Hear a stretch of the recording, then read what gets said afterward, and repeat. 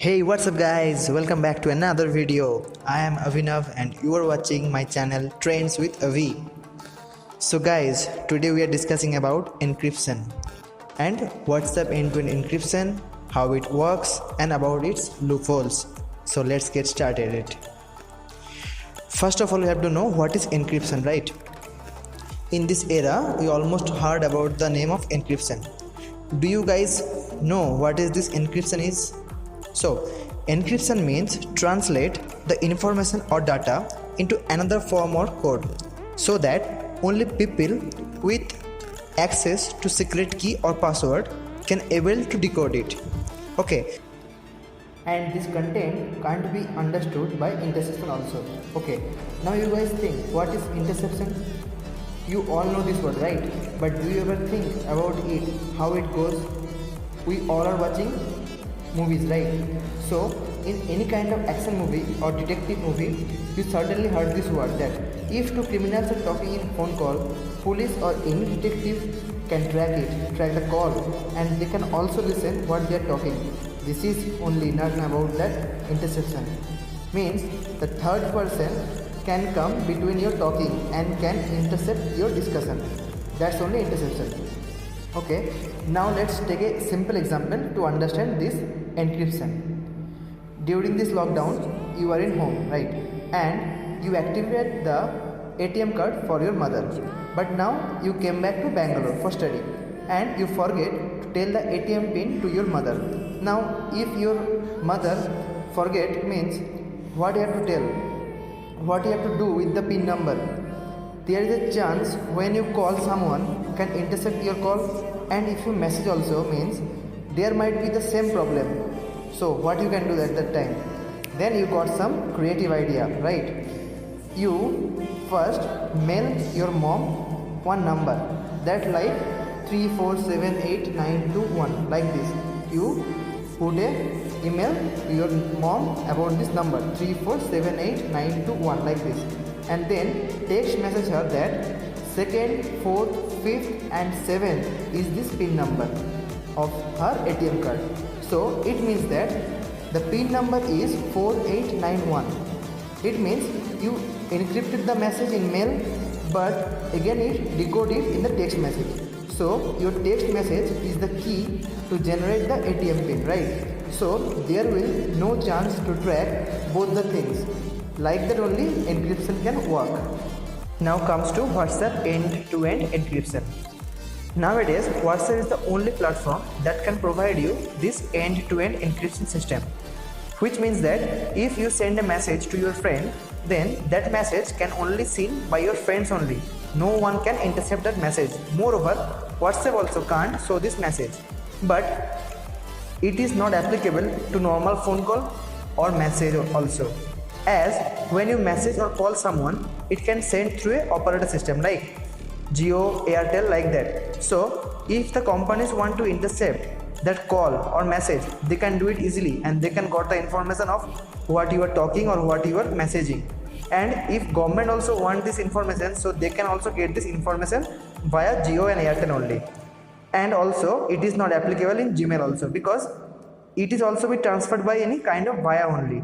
Means it is transferred by any kind of person is in middle, so by that person only it can be transferred from one person to another person. So it is also not be encrypted. But around last year, WhatsApp in this update they take this new system. But everything has its good as well as bad effect also. It means that criminals also can use this WhatsApp to send any secret data, but the government can't track them. Okay. Now talk about its loopholes. This technology also has some loopholes, right? Every technology have its own loopholes. But when the loophole comes, WhatsApp doesn't show that this loophole really exists, but it really exists. First, so I get you the idea about these loopholes, right? First one is that it is normal only if your phone is physically snatched by someone from you, so that person can track those things. So to avoid these things, what you can do means you can put a lock on screen as well as a lock on WhatsApp. By that he can't open your WhatsApp also. So by this you can do this. Second one is, in your WhatsApp there is a system in setting backup chat history. So in this WhatsApp there we can use backup for the chat history in Google Drive, in Android, and iCloud in the iOS. But most of you don't know about this, that when it's backup then the end-to-end encryption is diminished. So you open the chance for the hacker to get your chat history by hacking on Google Drive or iCloud. So what we have to do means never backup the chat history. This is the case happened with Deepika Padukone last year, where her WhatsApp chat history got leaked and it's shown in the primetime news also. Many of them protest on this fact of showing the chat history on TV and make it as public, but there will no longer take some crucial steps to protect it, because in our country there is no protection law.